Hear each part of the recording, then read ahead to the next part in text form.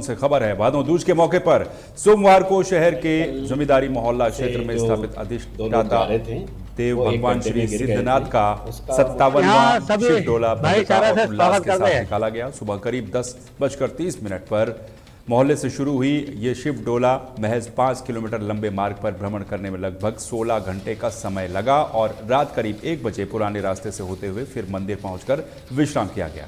भगवान श्री सिद्धनाथ के नगर भ्रमण के दौरान रास्ते भर श्रद्धालु उनके दर्शन के लिए लालायित दिखाई दिए। जब भगवान श्री सिद्धनाथ प्रजा का हाल जानने नगर भ्रमण पर निकले तो उनके आगे झिलमिलाती झांकियां, लोक नृत्य, भजन मंडलियां और अखाड़ा के कलाकार उनकी अगुवाई करते नजर आए।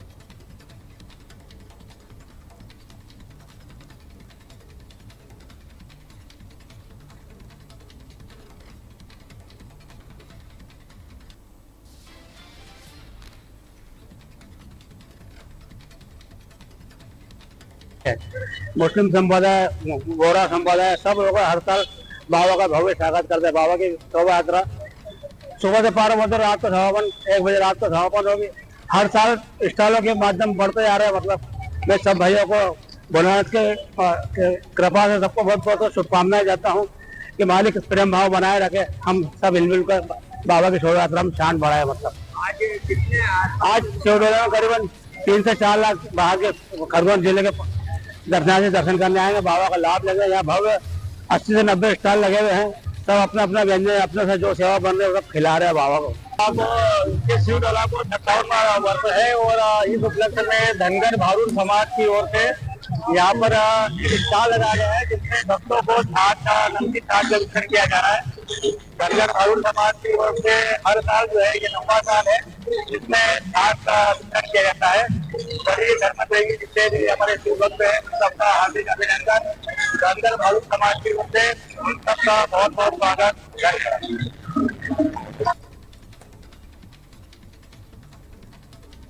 वहीं Chhattisgarh chamber of commerce and industries ने रायगढ़ में एक स्वदेशी जागरूकता रैली का आयोजन किया। इस रैली का मुख्य उद्देश्य अमेरिकी टैरिफ के कारण भारत को हो रहे आर्थिक नुकसान के प्रति स्थानीय व्यापारियों और उपभोक्ताओं को जागरूक करना था और स्वदेशी वस्तुओं के उपयोग को बढ़ावा देने की अपील भी की गई। रैली संजय कॉम्प्लेक्स से शुरू होकर शहर के मुख्य मार्गों से होते हुए स्टेशन चौक पर खत्म हुई। तो अमेरिका की दादागिरी है, इसको लेके हम लोगों ने आज रैली निकाली है और ये रैली का हमारा जो मकसद है हमारे जितने भी कंज्यूमर हैं उनको जागरूक करना है कि आप विदेशी सामान का बहिष्कार करें, स्वदेशी अपनाएं, जिससे हमारी जो देश की नीति है और सुधरता है वो बढ़ेगी।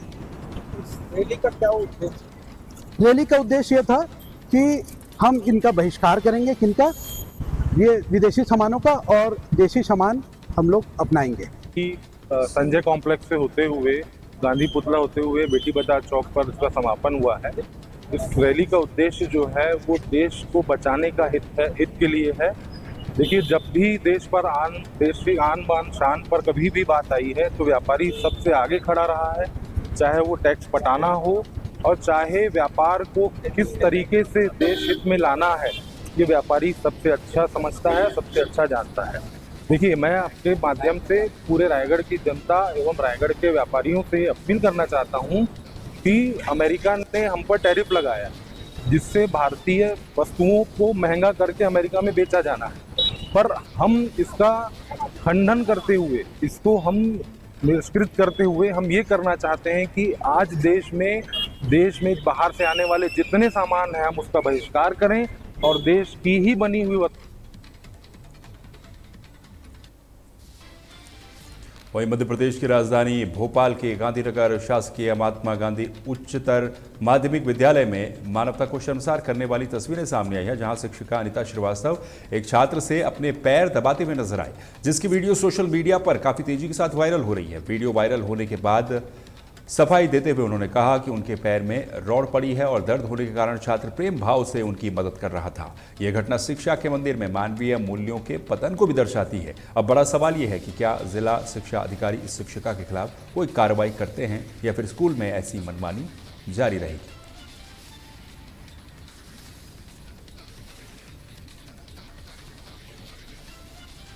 छत्तीसगढ़ के कांकेर जिले में भगवान की मूर्तियों के साथ अभद्रता का एक चौंकाने वाला वीडियो वायरल हुआ है। इस वीडियो में कुछ असामाजिक तत्व मूर्तियों को तोड़ते फोड़ते और उनके साथ आपत्तिजनक हरकत करते हुए नजर आ रहे हैं। बताया जा रहा है कि इस मामले में कार्रवाई की जाएगी।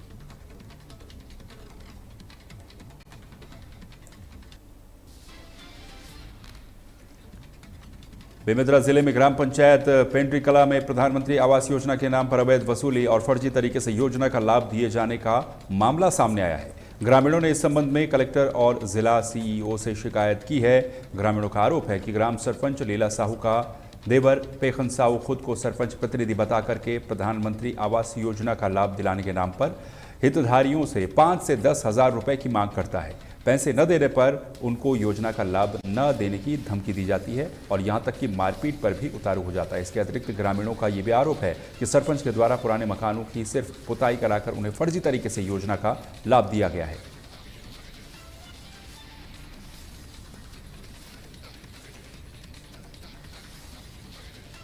वहीं गरियाबंद जिले के चुरा विकासखंड के ग्राम घटकर्रा के हाई स्कूल में छात्रों और उनके अभिभावकों ने मिलकर स्कूल में ताला जड़ दिया। वो अतिरिक्त में निकले संस्कृत के शिक्षक ओम प्रकाश साहू की तत्काल वापसी की मांग कर रहे हैं। जानकारी के अनुसार युक्तिकरण प्रक्रिया के तहत शिक्षक ओम प्रकाश साहू का तबादला मैनपुरी के तेलखुटी स्कूल में कर दिया गया है। इस स्थानांतरण के विरोध में 7 अगस्त को भी छात्रों और उनके अभिभावकों ने कलेक्टर के नाम ज्ञापन सौंप करके शिक्षक को वापस लाने की मांग की। मांगे पूरी न होने से आक्रोशित छात्रों और उनके अभिभावकों ने आज स्कूल में ताला लगाकर अपना विरोध प्रदर्शन तेज कर दिया।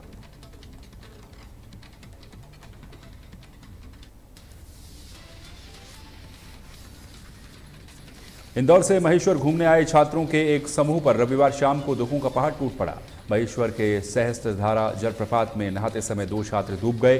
इस हादसे में एक की मौत हो गई जबकि दूसरे का अभी तक कोई भी पता नहीं लग पाया है। दोनों दोस्त अपने 11 दोस्तों के साथ महेश्वर घूमने आए थे। ये सभी दोस्त पहले एक साथ पढ़ाई करते थे। बताया जा रहा है कि सहस्त्रधारा जलप्रपात पर कुछ दोस्त खाना बना रहे थे जबकि दोनों दोस्त नहाने के लिए पानी में उतर गए। जानकारी के अनुसार दोनों को तैरना भी नहीं आता था और गहरे पानी में चले गए जिसके कारण वो डूब गए। आए थे तो ये महेश्वर आए थे पर हमको किसी ने इधर हमको लेके आए, मतलब फ्रेंड्स इधर लेकर आए। क्या नाम था इसका, स्नेहधारा। तो कितने लोग आए थे? हम लोग 11 जने आए थे। 11 जने आए थे तो उसमें से हम लोग बाकी जने सब लकड़ी वकड़ी जमा कर रहे थे, खाना बना रहे थे और ये 2-3 जने थे जो नहाने जा रहे थे। उनको ठीक से तैरते भी नहीं आता था पर हमको मना करा पर बोलते हम इधर पास मतलब तैर लेंगे। ये 11 दोस्तों का एक ग्रुप सहस्त्रधारा पिकनिक मनाने आए थे। ये सभी लोग स्कूल टाइम के दोस्त थे। पिकनिक के दौरान ये इसमें से साहिल और कुणाल 2 दोस्त नदी में नहाने गए। सहस्त्रधारा में चूँकि बहाव बहुत तेज़ होता है, इस कारण ये बहाव तेज़ होने के कारण ये लोग डूबने लगे। तो इनको बचाने के लिए शुभम गया था तो शुभम भी डूबने लगा, जिसे आशीष जो उनका दोस्त था वो आशीष ने उसको बचा लिया। लेकिन साहिल और कुणाल बहाव में ये बह गए और डूब गए, जिसमें से कुणाल का शव बरामद हो गया और साहिल के शव की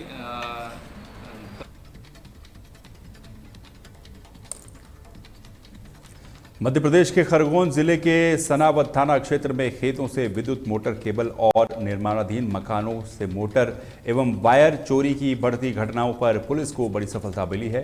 सनावद पुलिस ने 2 आरोपियों को गिरफ्तार कर उनके कब्जे से लगभग 70,000 रुपए मूल्य की 370 फीट की केबल बरामद की है। पुलिस से मिली जानकारी के अनुसार ग्राम बिजलवाड़ा निवासी ने 5 जून को अपने खेत से मोटर पंप चोरी होने की रिपोर्ट दर्ज करवाई थी। इसी तरह जमुना विला कॉलोनी निवासी एक व्यक्ति ने भी इस तरीके से निर्माणाधीन मकान से ट्यूबवेल की मोटर और वायर चोरी होने की शिकायत की थी। इस तरह का मामला था, 3 आरोपी उसने पकड़ा है। थाना सनावद में अपराध क्रमांक 300 और 301 चोरी का धारा 303(2) BNS के तहत 2 अपराध पंजीबद्ध किया था। इनमें 2 प्रकरणों में 2 टीमों को गिरफ्तार किया है। एक ग्रामीण क्षेत्र में किसानों की केबल मोटर पंप से और स्टार्टर से बीच में जो केबल रहती है उस केबल को चोरी कर जलाकर उसको बेचते थे। ये उस गैंग को पकड़ा है जिसमें करीबन 25 केबलें इन्होंने चुराई और उनको जलाकर उनका जो कॉपर वायर रहता है वो निकालते हैं, वो जब्त किया है। उसमें आरोपी का नाम है हरिराम बीता कालू कड़वाज, और एक इसका साथी धनिया है जिनसे 12 किलो करीबन कॉपर वायर, एक घटना प्रयुक्त मोटरसाइकिल जब्त की गई है, और कटर जिससे वो केबल को काटते कटर, और 2 चाकू जब्त। खरगोन जिले की कसरावत तहसील के गांव के पास निर्माणाधीन बाईपास रोड पर संकेतक बोर्ड न होने के कारण एक बड़ा हादसा हो गया। इस दुर्घटना में मोटरसाइकिल सवार पिता पुत्री की मौके पर ही मौत हो गई। जानकारी के अनुसार बाईपास निर्माण कार्य के दौरान चेतावनी या दिशा निर्देशक संकेत न होने के चलते चालक सड़क की स्थिति को समझ नहीं पा रहे थे, जिससे लगातार ये हादसे हो रहे हैं। इस गंभीर स्थिति को देखते हुए थाना प्रभारी राजेंद्र बर्मन और एसडीएम सत्येंद्र बेरवा ने तुरंत मौके का निरीक्षण किया। मोटरसाइकिल से जो 2 लोग जा रहे थे वो एक गड्ढे में गिर गए थे। उसका मुख्य रूप से कारण जानने पे पता चला है कि वहाँ पर बाईपास का निर्माण किया जा रहा है और संकेतक नहीं थे, जिसके कारण हो सकता है कि जो मोटरसाइकिल चालक था वो समझ नहीं पाया।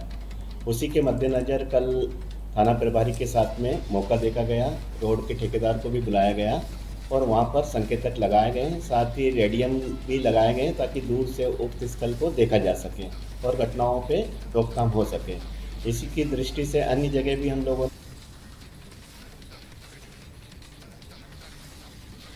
मध्य प्रदेश और छत्तीसगढ़ की खबरों में फिलहाल के लिए बस इतना ही। बाकी खबरों के लिए आप बने रहिए तहलका डिजिटल के साथ। नमस्कार।